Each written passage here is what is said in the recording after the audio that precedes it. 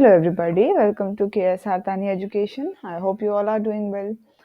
हम डिस्कस कर रहे हैं इस वीडियो में क्लास 11th कॉमर्स OCM उसके चैप्टर नंबर 5 पे हैं और आज हम इस चैप्टर को पूरा करने वाले हैं। चैप्टर नंबर 5 का नाम था फॉर्म्स ऑफ बिजनेस ऑर्गेनाइजेशन 1। इसमें हमने पढ़ा सोल प्रोप्राइटरशिप के बारे में, business run by Hindu undivided family के बारे में, सारे हमने पढ़ लिए हैं पार्ट 1 और पार्ट 2 में। पार्टनरशिप भी हमने कर लिया है पार्ट नंबर 2 में।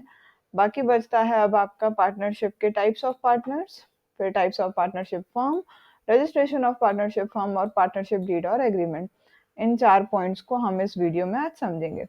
शुरू करने से पहले अगर आप चैनल पे न्यू हैं तो प्लीज़ चैनल को सब्सक्राइब कर लीजिएगा और अगर आपको लगे कि वीडियो इन्फॉर्मेटिव है, कंटेंट यूजफुल है तो प्लीज़ इसको शेयर करिए, लाइक करिए, कमेंट करिए। जो भी आपके जो भी सजेशंस हैं मोस्ट वेलकम है। चलो टाइप्स ऑफ पार्टनरशिप फॉर्म की बात कर रहे हैं, लेकिन उससे पहले हम देख लेते हैं पार्टनरशिप क्या था। हमने तो पढ़ा था कि सोल प्रोप्राइटरशिप क्या होता है, जिसमें एक अकेला इंसान सारा बिजनेस ओन करता है, सारा बिजनेस रन करता है।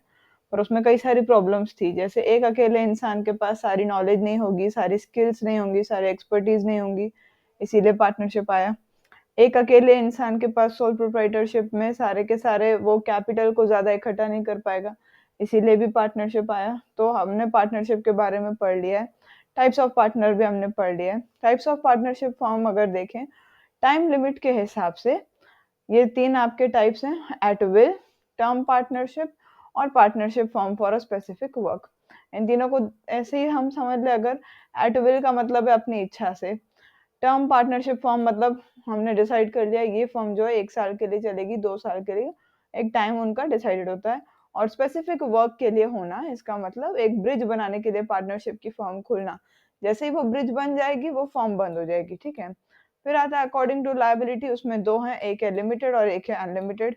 जो उसके अंदर पार्टनर्स होंगे उनकी लायबिलिटी लिमिटेड होगी तो partnership with limited liability, unlimited होगी यानी पर्सनल प्रॉपर्टी सेल करने पड़ेंगे तो वो partnership with unlimited liability.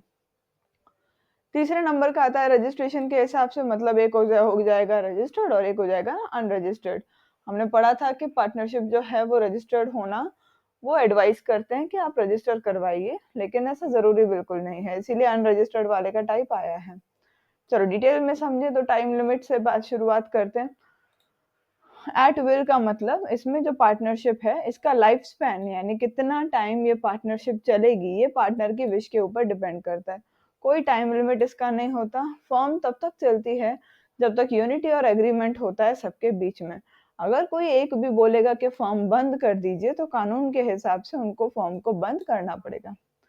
Term partnership का मतलब जब उन्होंने पहले ही टाइम लिमिट डिसाइड करके रखी हो, जैसे मैंने बताया, जैसे ही टाइम लिमिट पूरा हो जाएगा फॉर्म डिसॉल्व हो जाएगी। अगर उसके बाद भी सारे पार्टनर्स एग्री करते हैं तो टाइम लिमिट को और आगे एक्सटेंड कर सकते हैं। स्पेसिफिक वर्क के लिए जो टाइम पार्टनरशिप फॉर्म होती है ये वो होती है कि सिर्फ और सिर्फ for completing a specific job, यानी कोई काम करने के लिए उन्होंने पार्टनरशिप फॉर्म बनाई है, वो काम जैसे ही हो जाएगा उसके कंप्लीशन के बाद फॉर्म अपने आप डिसॉल्व हो जाएगी, बंद हो जाएगी। एग्जाम्पल है ब्रिज बनाने के लिए पार्टनरशिप फॉर्म करना, रोड बनाने के लिए, कैनाल बनाने के लिए। ये हमने एक बार आपके इसमें है या इस 12th में है ट्रिपल पी, उसको बोलते हैं पब्लिक प्राइवेट पार्टनरशिप। वो भी कुछ इसी का एक टाइप होता है। ट्रिपल पी में क्या होता है, पब्लिक प्राइवेट पार्टनरशिप में सरकार और नॉर्मल आदमी दोनों साथ आते हैं कुछ ना कुछ बनाने के लिए। जैसे ही वो चीज बन जाती है प्राइवेट उसमें से बाहर निकल जाता है और सारी की सारी बनावट वो सरकार को हैंडल करके चला जाता है। लायबिलिटी के हिसाब से देखें, लिमिटेड लायबिलिटी मतलब ये स्पेशल टाइप का एक पार्टनरशिप फॉर्म है। इसमें एक को छोड़ के बाकी सबकी लायबिलिटी लिमिटेड होती है।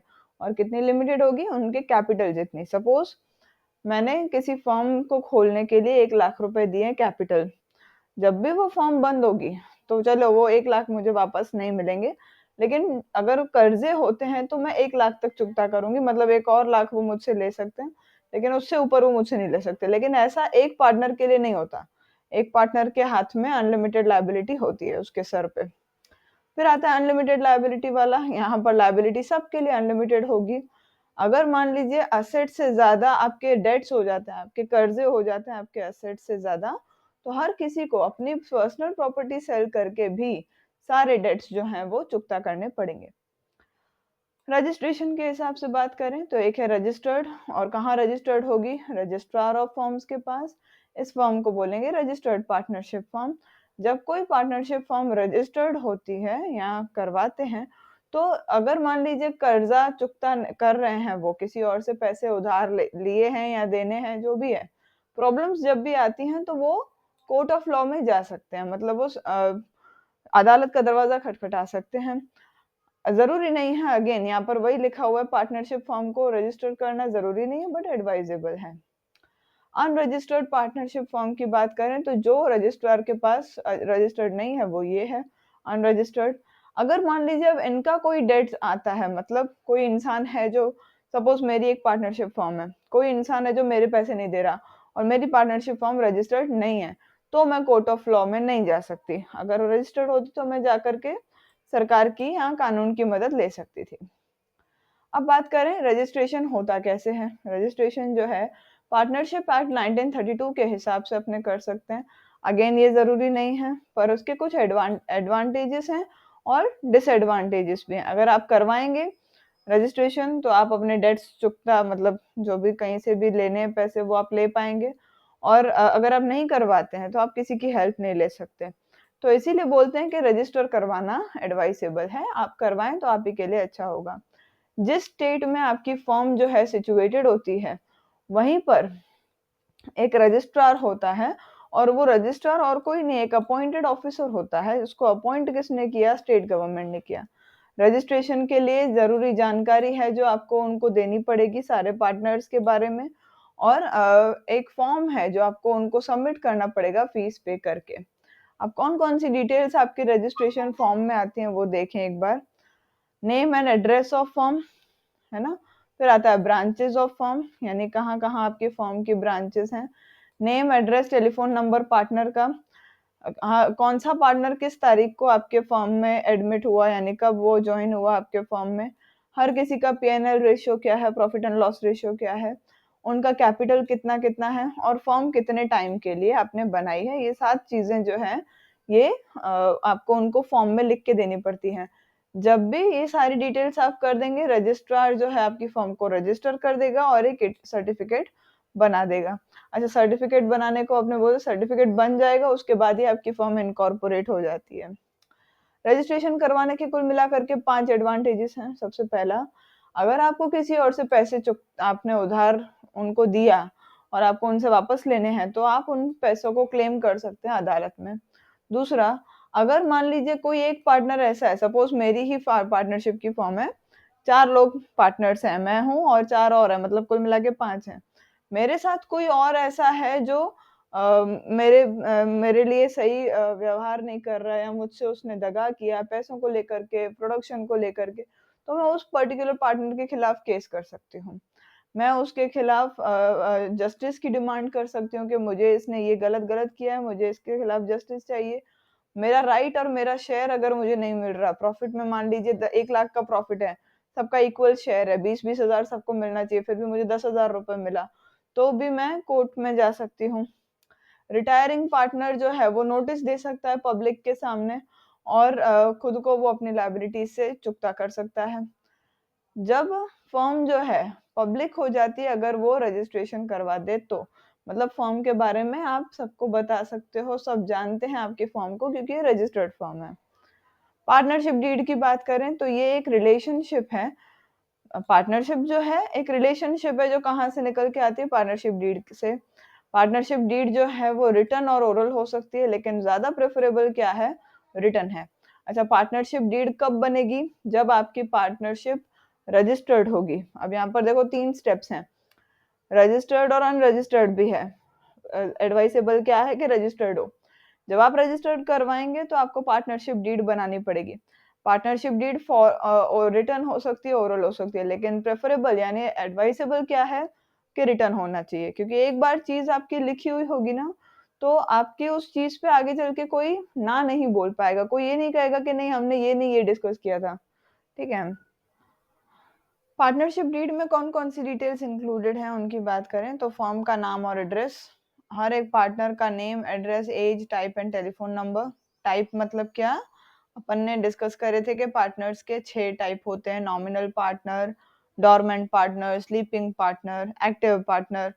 उनका टाइप यहाँ मेंशन होगा कि थर्ड चीज जो है वो ये है कि बिजनेस क्यों हमने खोला है और क्या टाइप है बिजनेस का, कब से ये शुरू हुआ और कितना ये चलेगा।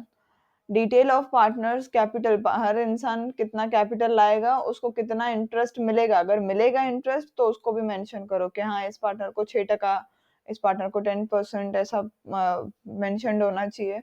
पार्टनर ने क्या क्या बोरो किया, उनके बोरोइंग पे कितना इंटरेस्ट लगेगा और कितनी लिमिट है बोरो करने की। सपोज कर लीजिए मैं एक पार्टनर हूँ, मैंने अपने बिजनेस में 1 लाख रुपए इन्वेस्ट किया, अचानक से मुझे जरूरत पड़ गई, मुझे 20,000 रुपए चाहिए, मैं अपने बिजनेस से बोरो कर रही हूँ, तो मुझे उस बोरोइंग पे कितना इंटरेस्ट पे करना पड़ेगा।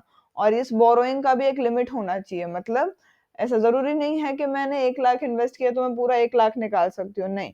एक पर्टिकुलर लिमिट होनी चाहिए कि इतना पैसा बिजनेस में चाहिए, मतलब चाहिए, बाकी का आप बोरो कर सकते हैं।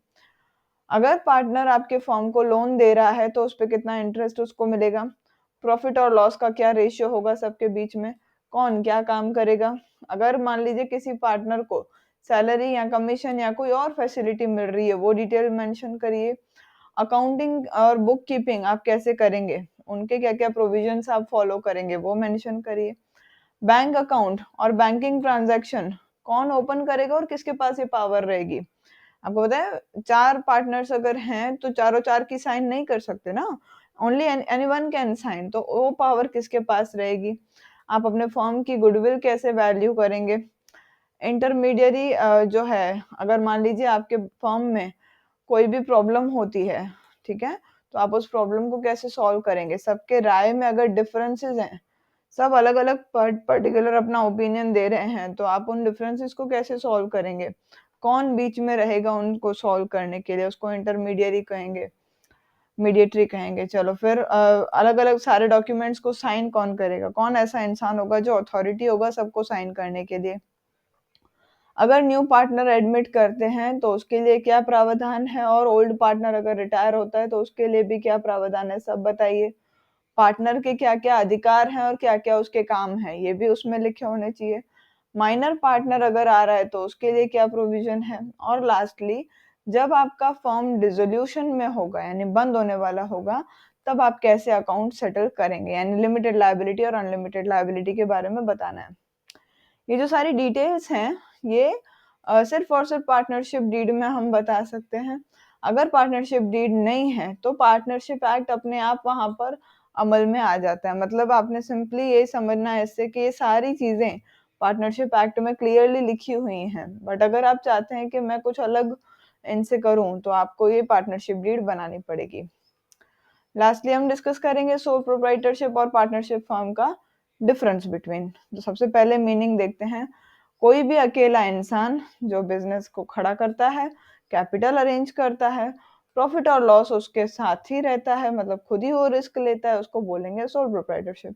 पार्टनरशिप दो या दो से ज्यादा लोगों के बीच में रिलेशन होता है जिन्होंने एग्री किया है कि वो बिजनेस चलाएंगे, या तो कोई एक चलाएगा सबके बिहाफ पे और वो सब फिर प्रॉफिट एंड लॉस को शेयर करेंगे। नंबर ऑफ मेंबर्स यहाँ पर सिर्फ एक ही होता है, यहाँ पर मिनिमम 2 होंगे।